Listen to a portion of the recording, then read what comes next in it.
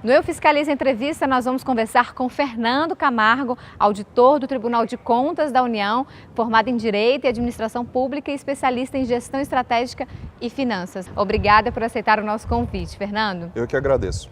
Fernando, qual que é o cenário burocrático no país? A gente ainda é uma referência negativa nessa área?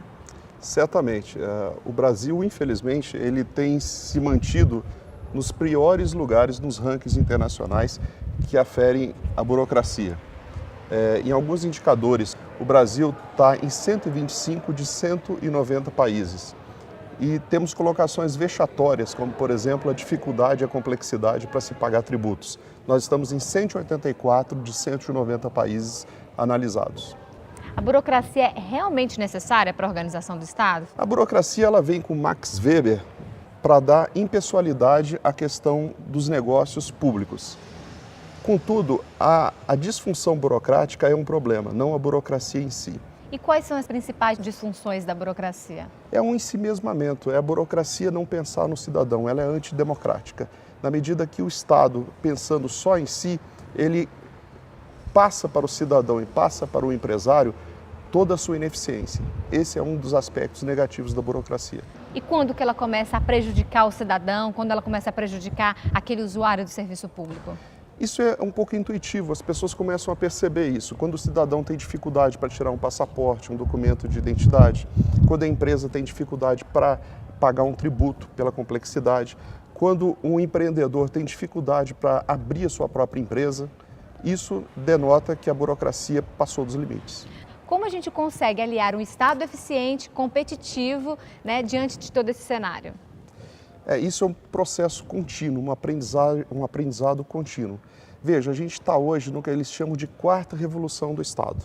Nós tivemos uma primeira revolução do Estado com Thomas Hobbes, que o Estado foi criado para proteger o cidadão de uma destruição, de uma morte violenta. Aí você tem uma segunda revolução do Estado, que é a Revolução Liberal, que é o Estado para garantir a liberdade do indivíduo.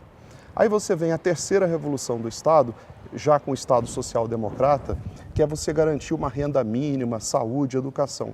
E agora a gente está no que eles chamam de quarta revolução do Estado, isto é, o Estado sem burocracia, o Estado num aplicativo, o Estado num celular, o Estado tornando a vida das pessoas mais fácil e o Estado eficiente. Quais são as práticas modernas de desburocratização?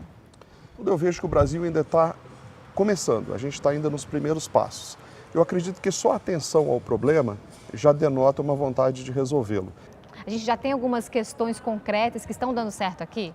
Nós temos uma série de iniciativas no governo, o Programa Brasil Mais Simples, o Brasil Eficiente, que estão tentando racionalizar alguns tipos de serviços para o cidadão.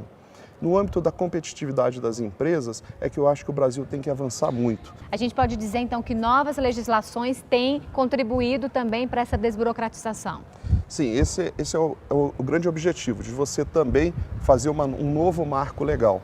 Agora, não é só no nível da lei, você tem uma série de questões infralegais, ou seja, abaixo da lei, que compromete decisivamente o ambiente burocrático, ou seja, um excesso de normas, de regulamentação, de portarias, de instruções normativas.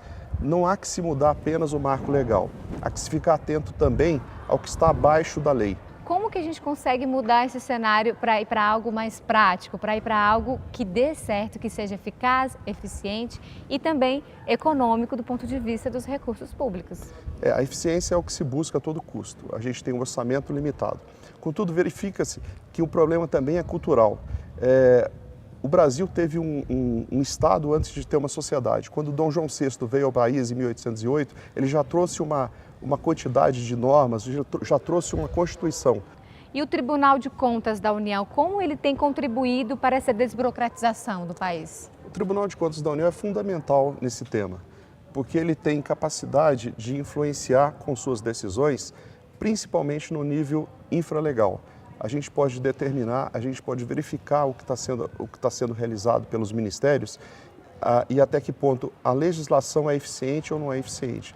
Então, o tribunal, com o projeto atual, que é o projeto de produtividade e eficiência, com o primeiro foco em desburocratização, pode ser um protagonista desse tema no Brasil. O Brasil gasta muito com cópias de documento, processos, com toda essa burocracia envolvida. como que a gente pode ajudar a diminuir esse gasto também? O mundo hoje é o mundo dos aplicativos, a gente está com tudo na palma da mão no celular, em qualquer dispositivo móvel. A gente tem que ficar muito atento à questão da digitalização para a gente não correr o risco de digitalizar a burocracia. Justamente pelo apanhado tecnológico, a gente vai poder fazer a diferença. Então, para a gente tornar o Brasil um país mais atrativo no ambiente de negócios, a gente precisa diminuir certas formalidades? Diminuir muitas formalidades e acreditar mais nas pessoas e acreditar mais nos empresários. Então, a burocracia ótima é uma burocracia bem-vinda, porque ela é impessoal e ela organiza a vida das pessoas, ela organiza a forma do trabalho. Contudo, a gente tem que ficar sempre muito atento até que ponto a minha ineficiência é repassado para o cidadão e para o empresário. Obrigada pela sua participação, Fernando. Eu é que agradeço a oportunidade.